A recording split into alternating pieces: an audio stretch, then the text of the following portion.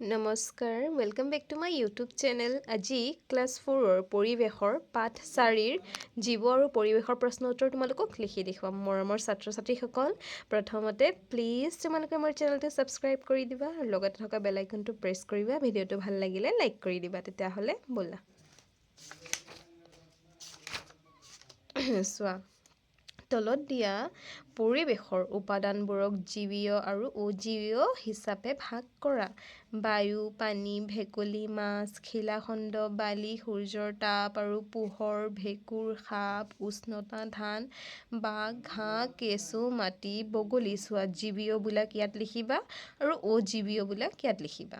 জীৱীয়বিলাক মানে যিবিলাকৰ প্ৰাণ আছে, অজীৱ যিবিলাক যিবোৰৰ প্ৰাণ নাই।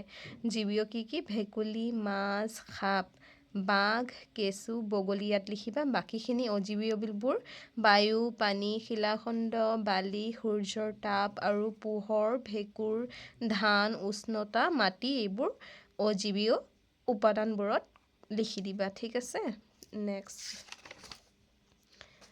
চোৱা, তলত দিয়া প্ৰশ্নসমূহৰ শুদ্ধ উত্তৰ অনুযায়ী কাষৰ গোল চিনটো পূৰ কৰা।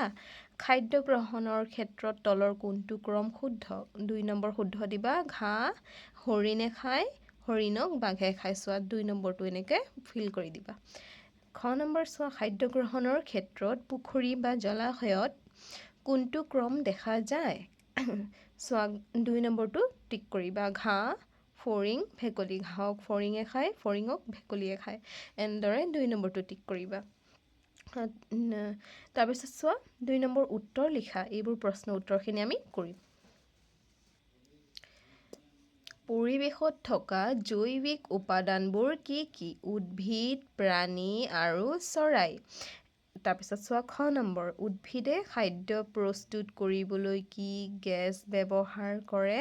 উত্তৰ লিখিবা, কাৰ্বন ডাই অক্সাইড গেছ। তাৰপিছত গ নম্বৰ চোৱা, পৰিৱেশৰ 5টা অজৈৱিক উপাদানৰ নাম লিখা। উত্তৰ লিখিবা, বায়ু, পানী, মাটি, সূৰ্যৰ তাপ আৰু পোহৰ। এনেদৰে ক, খ, গ উত্তৰখিনি ধুনীয়াকৈ তোমালোকে লিখি ল'বা। 2 নম্বৰ উত্তৰখিনি হোৱাৰ পিছত 3 নম্বৰ চোৱা, খালী ঠাই পূৰ কৰা। ক নম্বৰ চোৱা, মাটি, পানী, বায়ু আদি হ'ল পৰিৱেশৰ অজৈৱিক উপাদান। খ নম্বৰ চোৱা, উদ্ভিদে খাদ্যৰ বাবে আন জীৱৰ ওপৰত নিৰ্ভৰ নকৰে। গ নম্বৰ, এটা জীৱই আনটো জীৱক খাই পৰিৱেশৰ ভাৰসাম্য ৰক্ষা কৰে। 4 নম্বৰ শুদ্ধ বাক্যটোত ৰাইট চিন আৰু অশুদ্ধ বাক্যটোত ভুল চিন দিয়া।